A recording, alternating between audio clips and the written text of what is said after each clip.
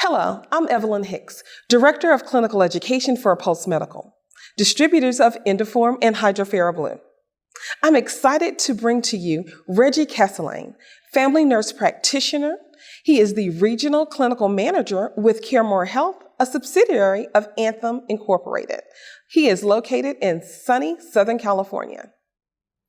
Thank you, Reggie, for joining us. Welcome. Well, thank you for having me here, and thank you for the introduction. Reggie, I understand you just completed a study with CareMore Health regarding Endoform and its usage. Tell us a little bit about what that was for. The objective of our study was to look at real-life use of Endoform as a biomarker or surrogate marker to determine protease activity in wounds. As patients were enrolled in the study, we followed our usual standards of practice, such as wound bed preparation, which included debridement of the wounds, and also treating it with Endoform. In day one, once we applied the Endoform, we instruct our patients to come back to our clinic in day 3 and day 7.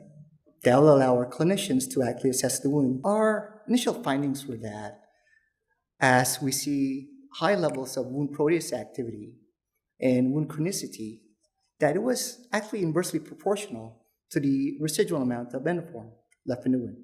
High amounts of Endoform left in the wound actually indicates low protease level activity.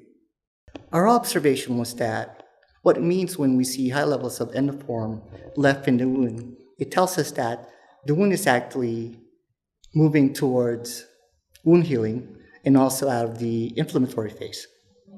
Excellent. But what if there isn't any Endoform left? What does that mean? It tells us that there is a high level of protease activity, that we need to apply more Endoform in order to modulate and control the protease activity. Could you please go over a couple of case studies that are showcased in the poster for us? In the first case, you see a picture of a wound bed, which was after we did a wound bed prep, and then we applied the Endoform.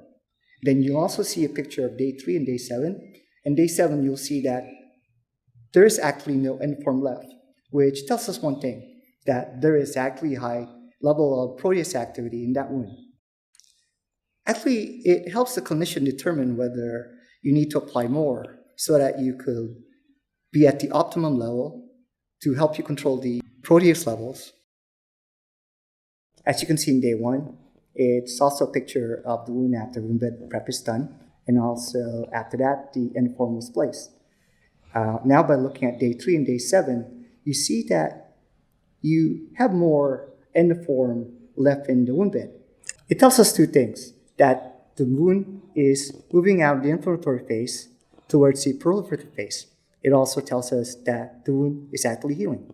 As a clinician sees this, sometimes they'll think this is actually a slough, but actually that's not slough. That's actually a residual amount of Endoform, and what it tells you as a clinician is that you need to rehydrate it and reapply more Endoform, which is scaffolding that will help promote granulation and help heal the wound faster. Actually, there were 2 things that we have learned after concluding the study. Number 1, that Endoform can actually be used as a biomarker or a tool to help us determine the levels of protease activity. And the second one, it actually tells us whether the wound is healing and moving towards proliferative phase.